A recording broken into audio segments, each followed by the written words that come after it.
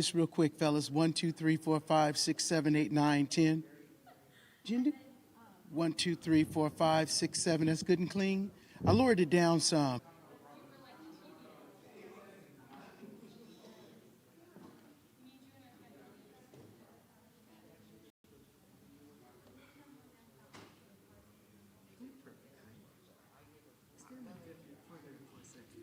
We're the same height as Jennifer. I got heels on today, though. So, me too. Right here?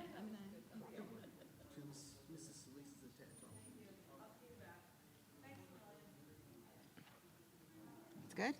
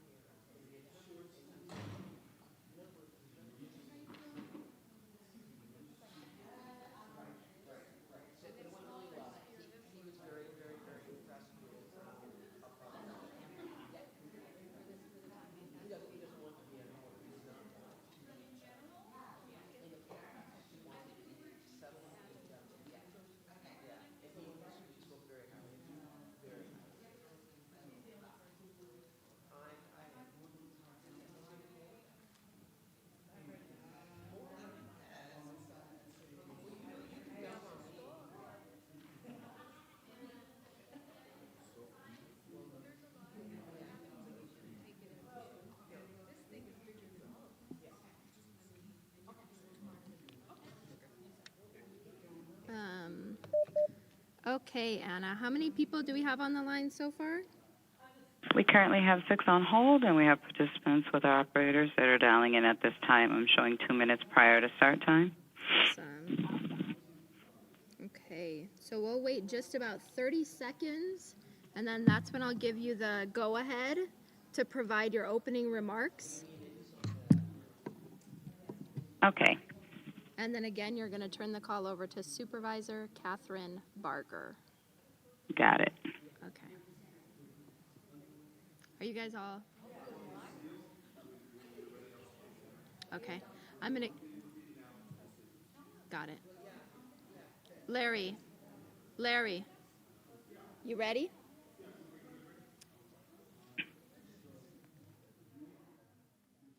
Okay, Anna, if you could give us about 20 seconds of emptiness, no talking, and then prepare to start your welcome.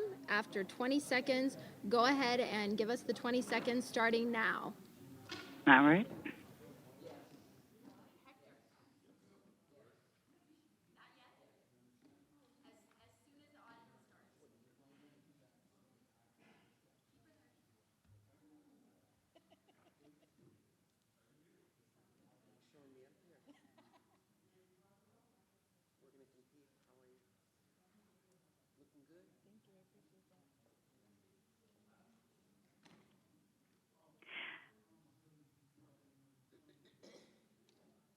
Ladies and gentlemen, thank you for standing by and welcome to the LA County COVID-19 update.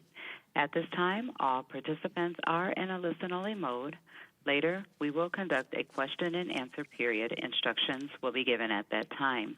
If you should require assistance during today's conference call, please press star followed by 0, and operator will assist you offline. I would now like to turn the conference over to your host, Supervisor Catherine Barger. Please go ahead. Thank you. Good afternoon. I'm Supervisor Catherine Barger, Chair of the Los Angeles County Board of Supervisors. Our LA County communities are full of generous residents. As we tackle the coronavirus, I've heard from so many people, and they're asking how they can help in this time of crisis. First and foremost, you're serving your community by staying home. The coronavirus can't spread further if you're practicing social distancing. That's the heart of Safer at Home. So please, unless you need to leave for necessities, please stay in your house. But I know many of you are hoping for tangible ways that you can lend a hand. Being socially distant doesn't mean being disengaged. There are a few practical ways you can support your community while remaining safe and considering the well-being of others. First, we need people to give blood. If you'd like to donate, you must make an appointment on redcrossblood.org. Again, that is redcrossblood.org, or by calling 1-800-RED-CROSS. All donors, staff, and volunteers will have their temperature taken before they are permitted to enter to confirm that they are healthy. Also, be considerate to your neighbors who need help and may not be able to leave the house. It is important to remember that they have anxiety and needs as well. Pick up groceries, medication, and toiletries for seniors and those with other health concerns, or take the initiative to set up delivery services on their behalf. You can connect with them on LA County Meal Delivery Service at WDACS, which is wdacs.lacounty.gov/COVID-19 if you would like to connect them to service delivery in their home. Additionally, please keep supporting local businesses. Continue ordering food delivery from eateries, shop online from favorite retailers, or buy gift cards so you can shop in the store when they reopen. And throughout Los Angeles County, we have countless incredible nonprofits. I encourage you to find a cause close to your heart and support the work they're doing and give them the hope that they need. You can assemble hygiene kits for those experiencing homeless or help distribute for one at the LAUSD grab-and-go sites. And without even leaving home, you can always donate funds to a nonprofit of your choosing. Thank you so much for every one of our community members who have been so eager and willing to help in this time. Without further ado, we're going to hear from Dr. Barbara Ferrer, the Director of Public Health, who will give you our latest updates. And we will have our Director of Health Services, Dr. Christina Gallia, available for questions upon the completion of the news conference. But first, I would like to invite my Chair Pro Tem, Supervisor Hilda Solis, up to say a few remarks. And again, I want to thank everybody for being so generous, not only with their time, but with their giving. Thank you, Chairwoman Catherine Barger, and my name is Hilda Solis. I represent the 1st Supervisorial District, and I particularly want to give thanks to Dr. Barbara Ferrer, our Public Health Officer. It's been an extremely hard job to come here every day and to report on so many issues impacting our community. And I just want to recognize her leadership, her tenacity, her ability with calmness to give information to the public that is so sorely needed and necessary. And I just want to thank her and her entire staff.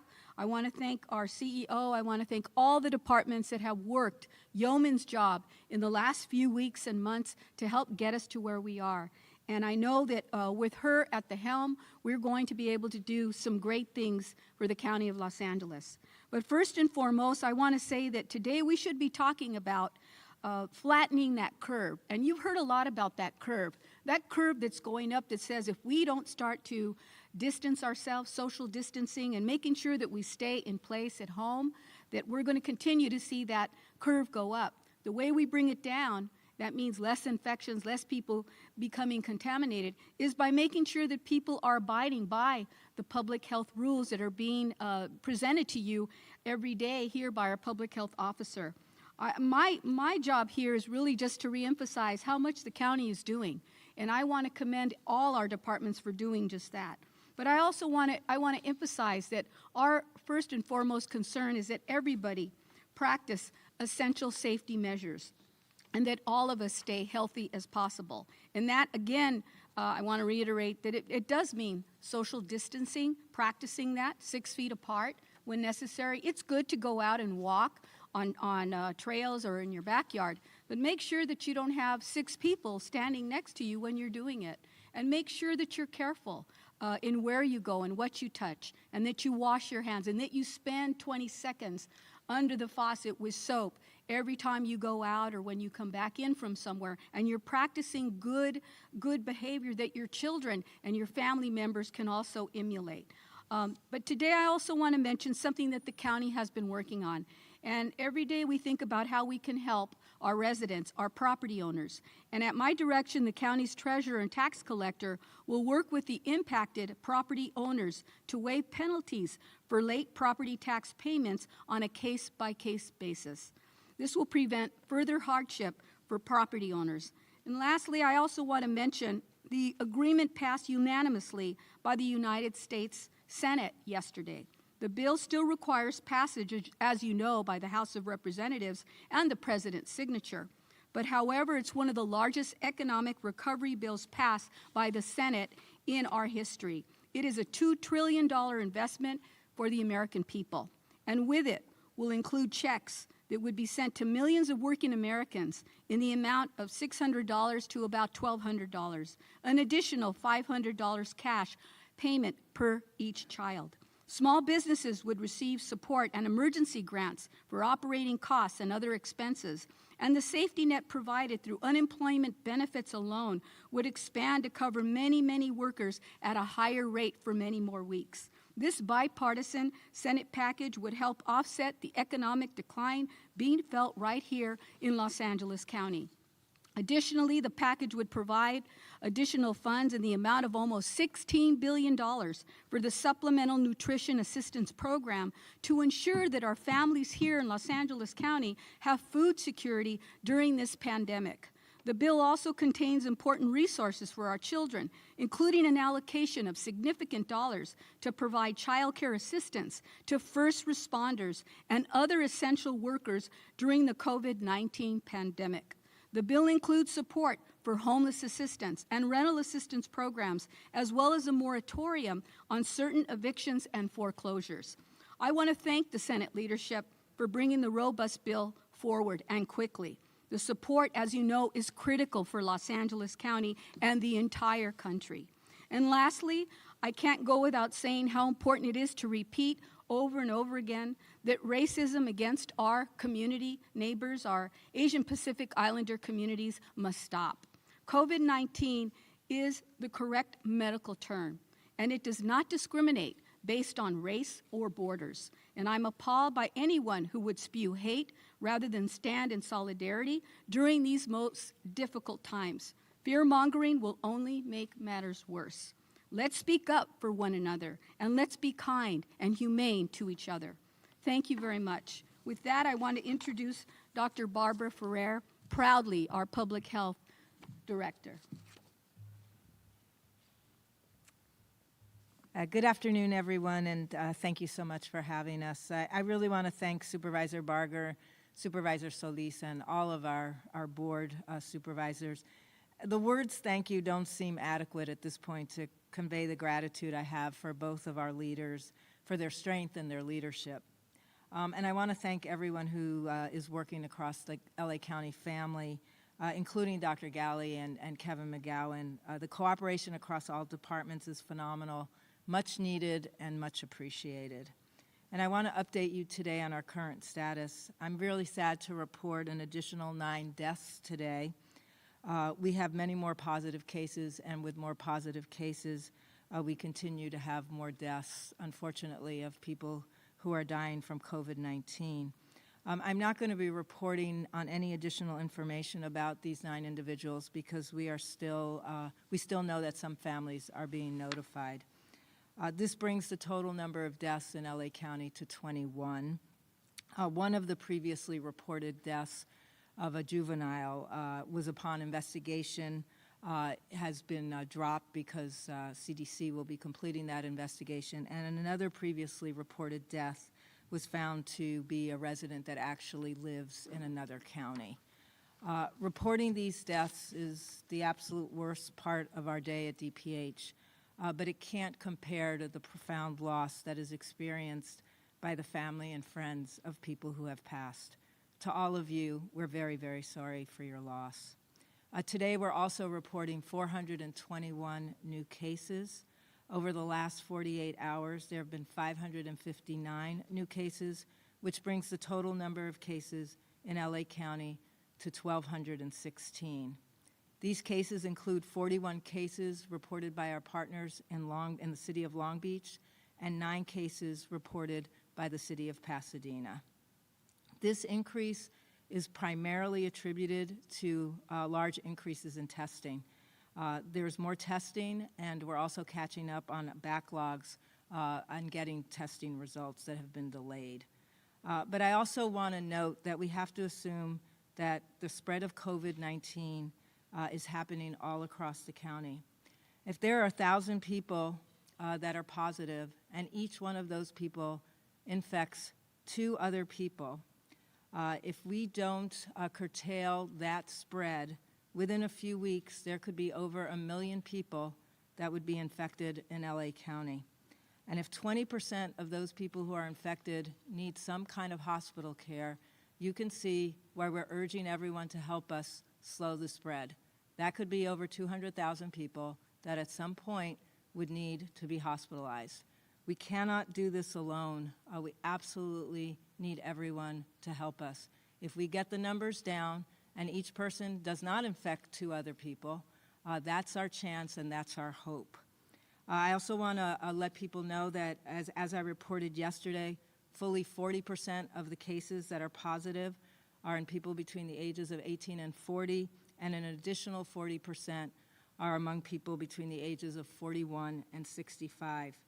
253 cases at some point have been hospitalized. That's 21% of all positive cases. And right now, our mortality rate is about 1.6%, which is very similar to the mortality rate for the United States as a whole. And again, as I noted yesterday, this is a higher mortality rate than what we see typically from influenza. Confirmed cases are being quarantined and are being isolated, and close contacts are being quarantined. We're also investigating 14 different institutional settings. Primarily, these are mostly nursing homes and long-term care facilities. All of these settings have at least one person who's tested positive for COVID-19, either a staff person or a resident of the facility. We are going to be updating with more information on our website. We will be posting information on any institutional setting that has an outbreak. For us, in this situation, it's 3 or more positive cases, but we're waiting to make sure that all of the facilities have an opportunity to notify all their staff, all of the residents, and all of the families of the residents. And please note that for the facilities, we haven't noted any deficiencies at the facilities where we're reporting cases. So I want everyone to understand there's a lot of infection of COVID-19 in our community. This means it's bound to show up in our institutional settings. This isn't a flaw or there's no flaws here or people to blame. This is how the spread of this infection works. It's very unfortunate, and we're all trying to do our part. As of March 25th, over 9,400 people were tested in LA County. And again, we remain at about 10% of people tested are positive, but this is a huge increase. It's actually almost 4,000 more people were tested yesterday, or the reports of their testing came through yesterday than what we've previously seen. And that really accounts for a lot of the increase that we see in the number of positive cases that we're reporting. It's really a direct correlation. And though testing capacity is increasing, and we're all glad about that, it's still, there's still a limited supply, and we're still asking for everyone to help us by cooperating and understanding that symptomatic people are the only ones who still should be tested, and they still should be tested upon having a clinical evaluation by a medical provider. I want to thank Dr. Kazan again for continuing to make meaningful progress on this.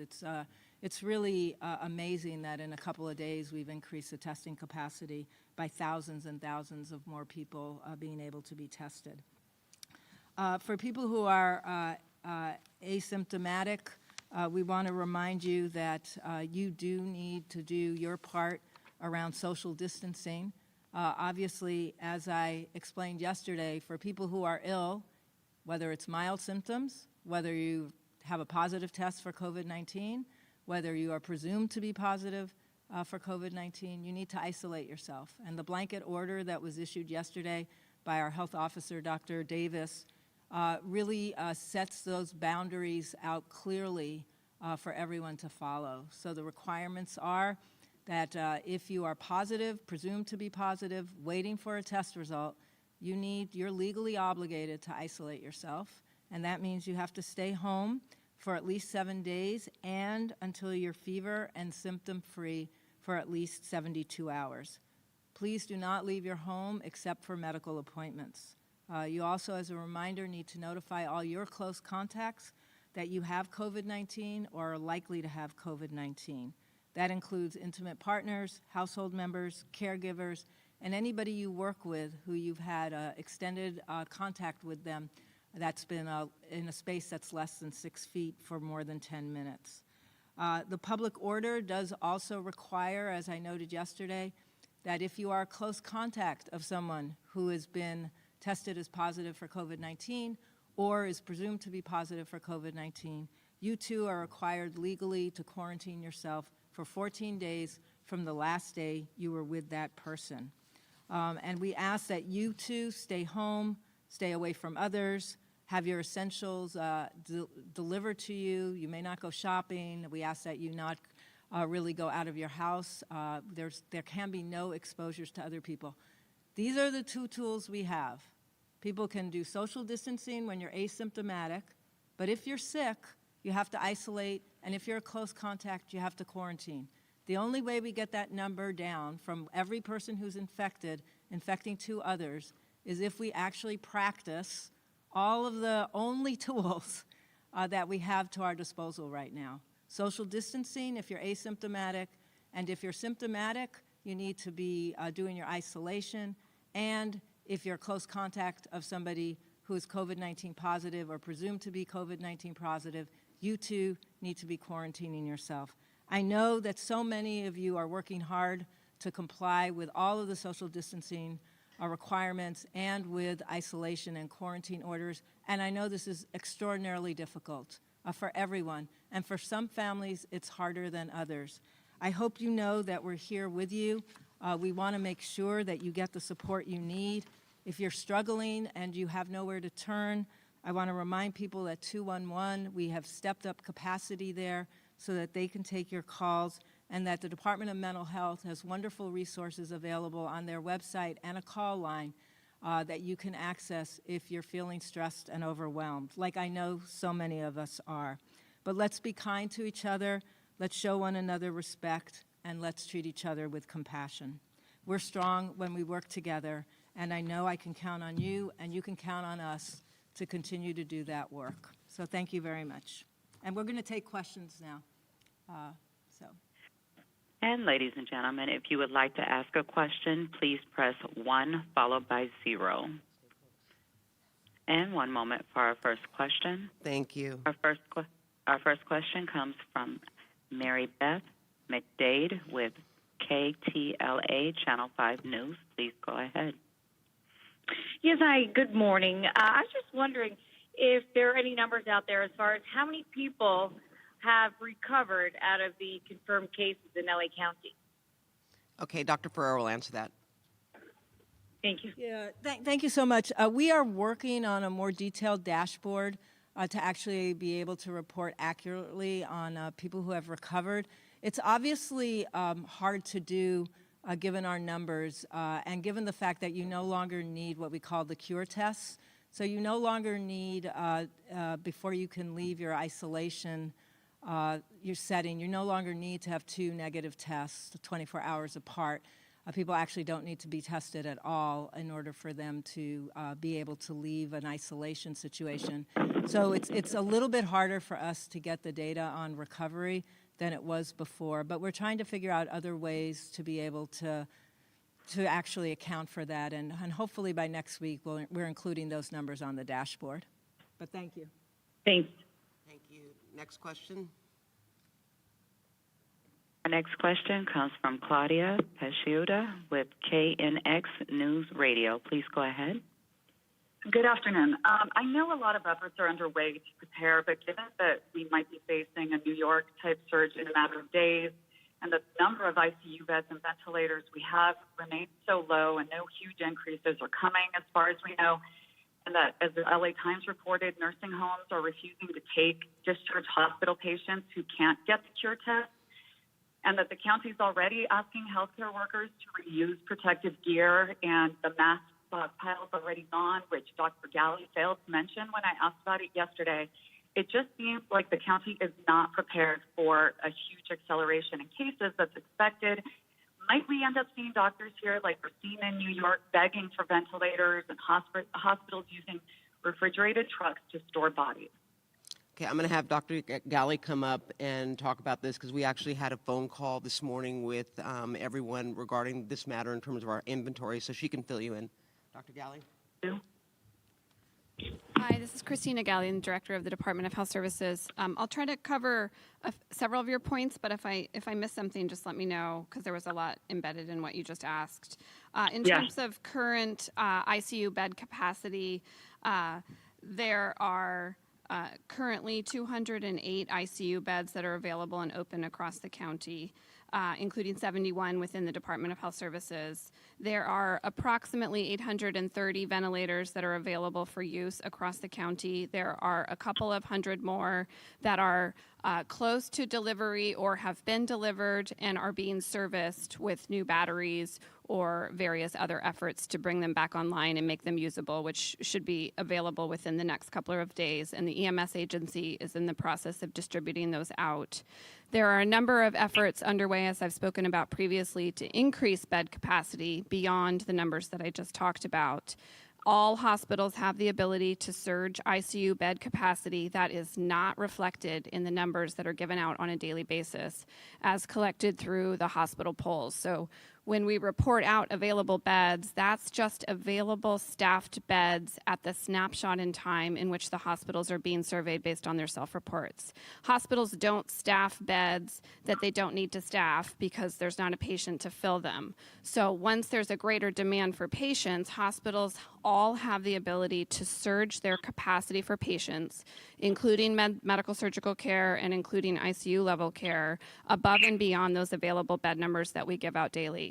Now, hospitals are executing all those plans. There's various ways in which they can do that by utilizing existing intensive care units or other critical care areas of the hospital, and also by converting other non-ICU or non-critical care areas into ICU bed capacity. It's very difficult to release a dashboard on those numbers, but please know that the hospitals are working, and the EMS agency and DHS is working in partnership with them to be able to increase and surge that capacity. There's also various efforts underway to set up alternative care sites, some of which will have ICU capacity as well.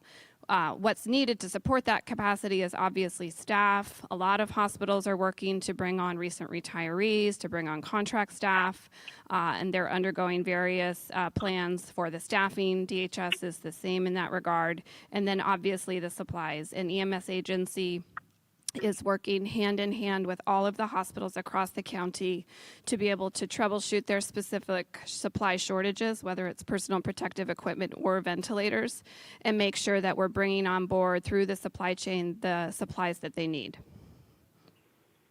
The county stockpile is already gone, and we haven't had a surge yet.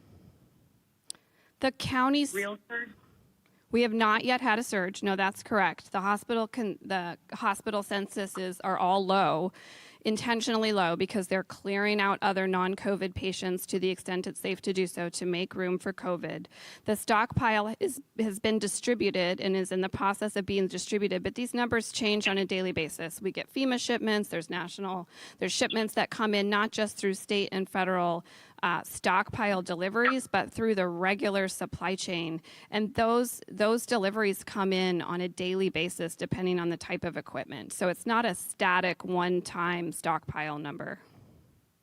I get what you're saying, but it just seems that if healthcare workers are already being asked to reuse equipment, given the relatively low number of cases that we have at this point, it seems like things will get really bad if we do see a New York type surge here.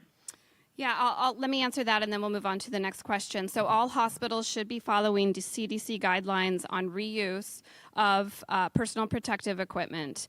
They are doing that in an abundance of caution to make sure that hospitals are able to retain sufficient equipment in case of a surge. They're not necessarily doing that because they currently have a shortage. At least within the Department of Health Services, there are no current there's no gaps in equipment. There's no current absolute gaps other than with the plastic face shields, which we have received a shipment on today. There's not current gaps in ventilators, masks, anything else. So what hospitals all should be doing in a responsible manner is following the public health guidance from the CDC on how to properly reuse equipment so that we can make sure that there are supplies available in the case of a surge. With that, we'll go to the next question. Our next question comes from Carla Hall with Los Angeles Times. Please go ahead. Hi, Dr. Ferrer. I just wanted to ask you two questions. One is, are there any cases yet in the homeless population? And what are the rules about people who come into your house but also leave your house who work for you, like a nanny or a housekeeper or a handyman? Thanks. Those are both great questions. While we're still continue to be testing people, both people who are homeless, experiencing homelessness, and people who are unsheltered, and people experiencing homelessness who are sheltered. To date, I'm not aware of any one of our cases being positive for those persons that are under investigation.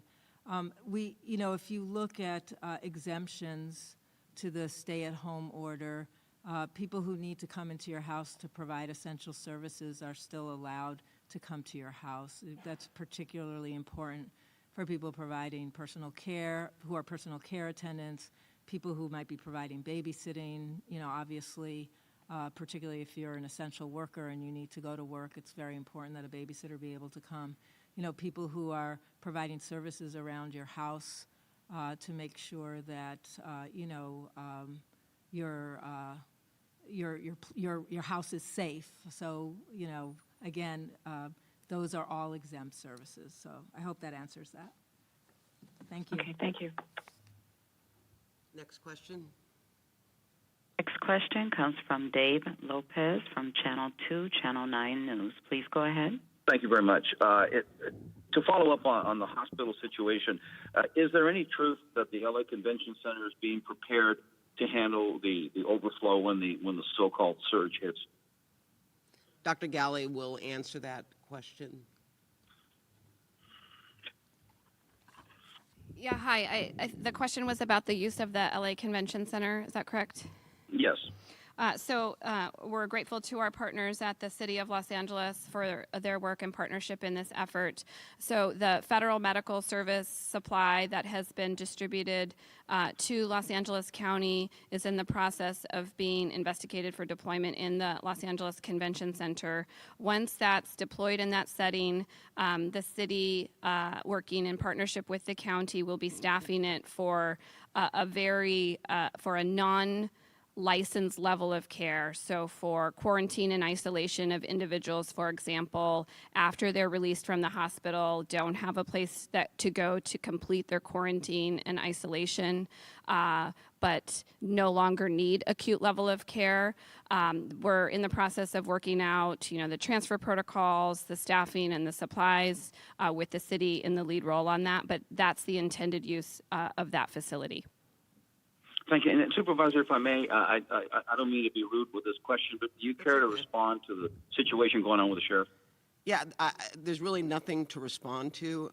I actually didn't know where it came from, and so what I've said is that we're all in this together, and now is not the time to argue about who's in charge, because all the people in our communities want to know is that we're working together collaboratively to make sure that we control the spread and do what's right for our constituents. So it's not a rude question, and there's really nothing to respond to, because I really don't know where it came from, other than an action the board is taking on Tuesday in response to an audit that was done by an independent auditor regarding what took place during the Woolsey fire.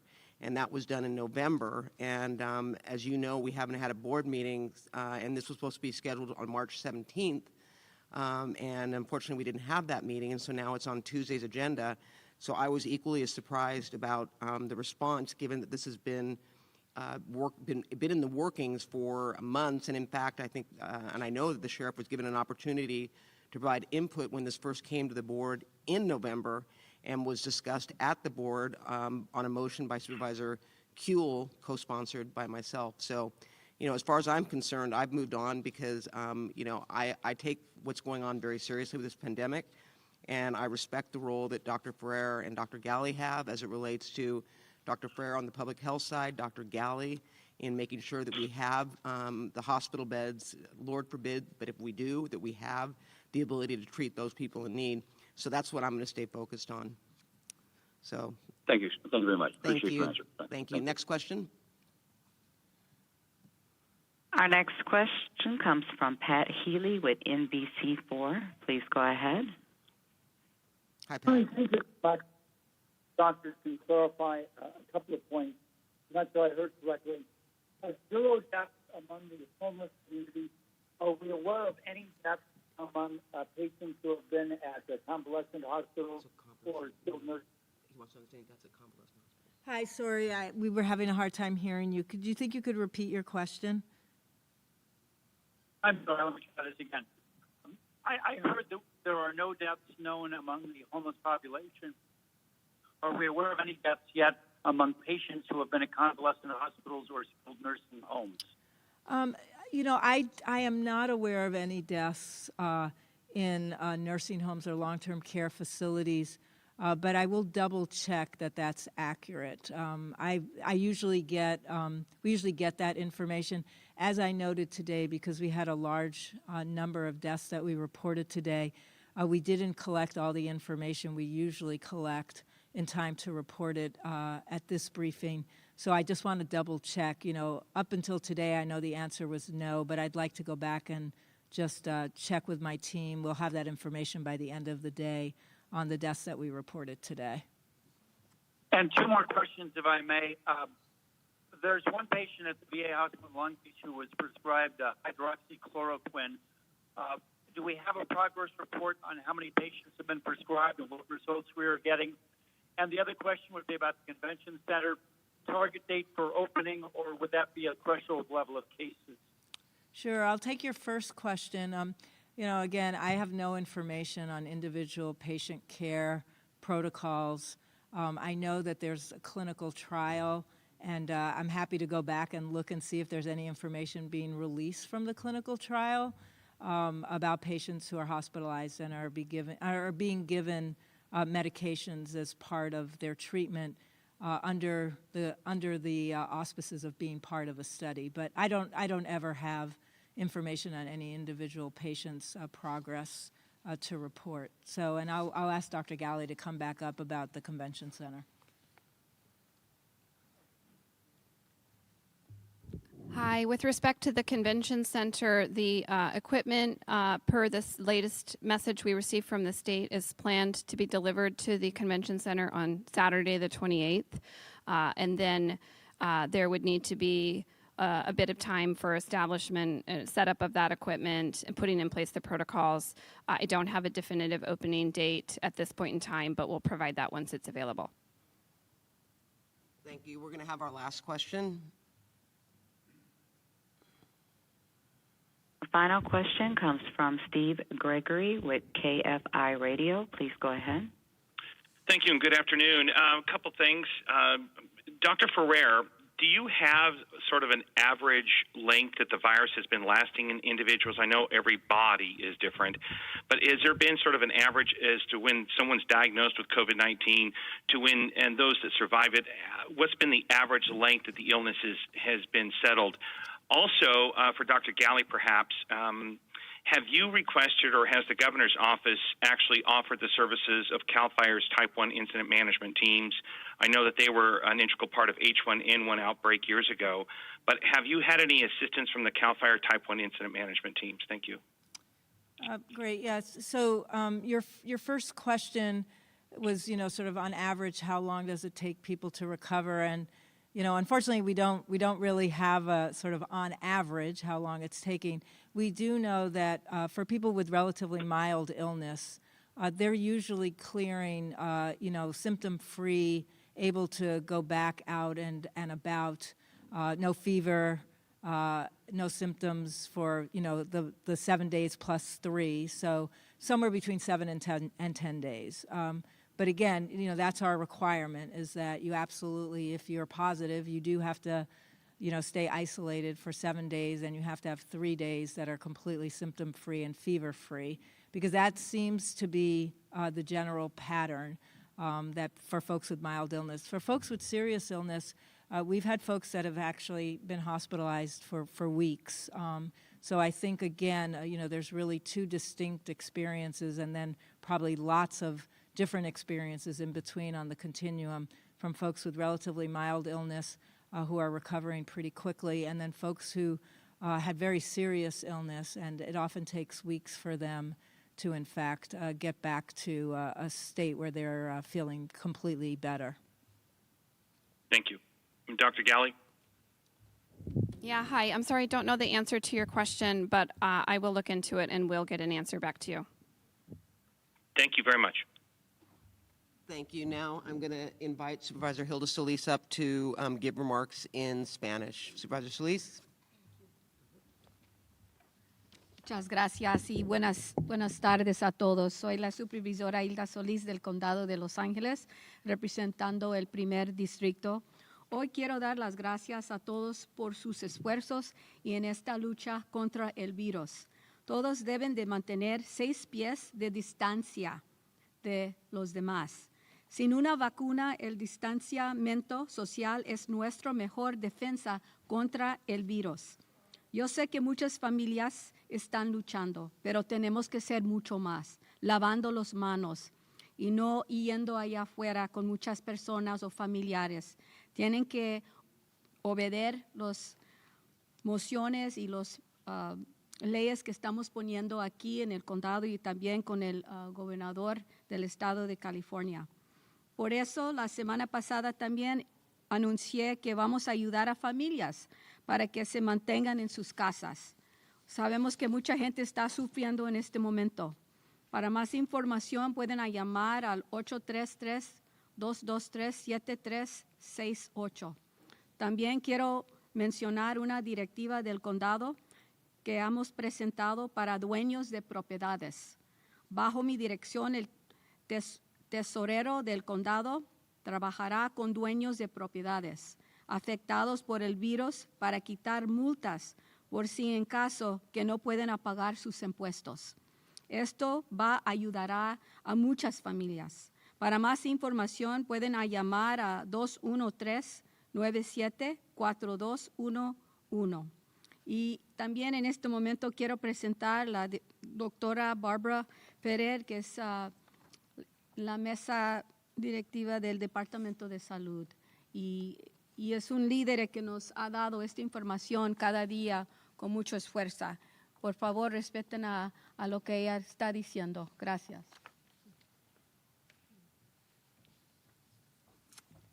Muchas gracias, supervisora Solís y a la supervisora Barger. Las palabras gracias no parecen adecuados para transmitir la gratitud que tengo por los dos y por su fortaleza y liderazgo.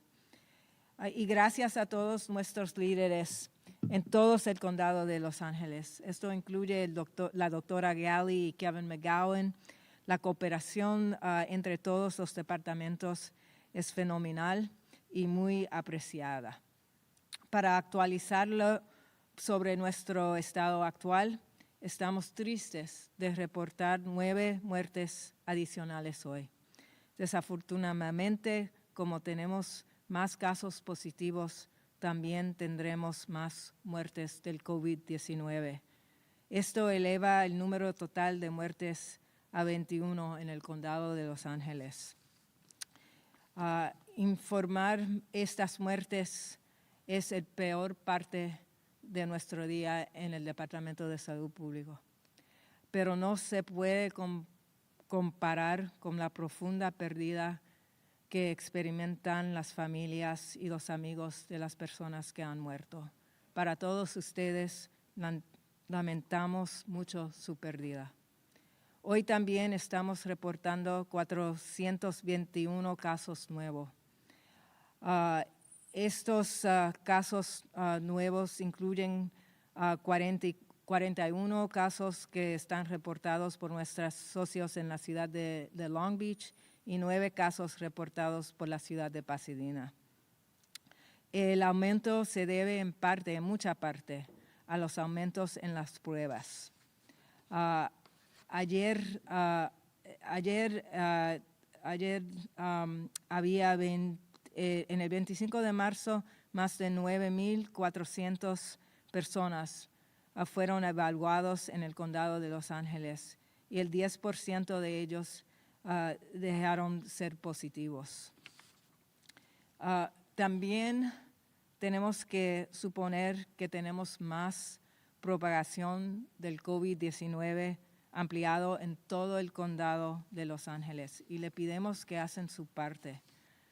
Todos nosotros tenemos que tener mucho cuidado, tenemos que compartir con la distanciamiento social y si nosotros estamos enfermos tenemos que quedarnos en las casas aisladas y en cuarentena cuando eso es las direcciones del Departamento de Salud o de su propio médico. Muchas gracias y ahora estamos abiertos para preguntas. Now we're open for questions.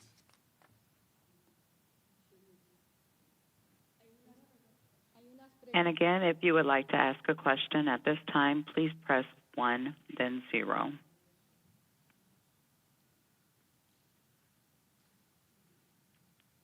And we have a question from Rob Hayes with ABC7. Please go ahead. Yes, for Dr. Ferrer, 2 questions. Recent breakdowns show that the highest positive COVID numbers are popping up in more affluent areas, Brentwood, Melrose, West Hollywood, each have more than 30 cases. Is this because the people who live there can afford to get tested and are getting tested while other communities can't afford these tests and aren't getting tested? So, are there more serious outbreaks in those affluent areas or not? Yeah, it's a really good question. So I have a team that's actually trying to look at testing data to see whether or not there is sort of a testing effect here. That would mean that in some communities there's more testing that's going on than in other communities. We're also going to start reporting the numbers by rates, like the numbers of people that are positive in a community by a rate, because the other thing that this doesn't tell you is what's the denominator in a community. And so if there are more people in any given community, they're obviously more likely to have more cases. And until we give you the rate numbers, it's probably not a good idea for us to be comparing. But I will also tell you that originally, when we first started seeing cases here in LA County, if you remember, we had a significant number of cases associated with people who had traveled abroad, primarily a lot of people who had traveled to Italy and some people to South Korea. And so folks who were able to travel, were taking vacations initially, were folks who were diagnosed as positive. So I know that that plays into some of the numbers that we're seeing. But we're working on putting the rates up pretty quickly and then also trying to get better information on whether, in fact, some people in some communities might have better access to testing. As a reminder, testing should be free for everyone in California.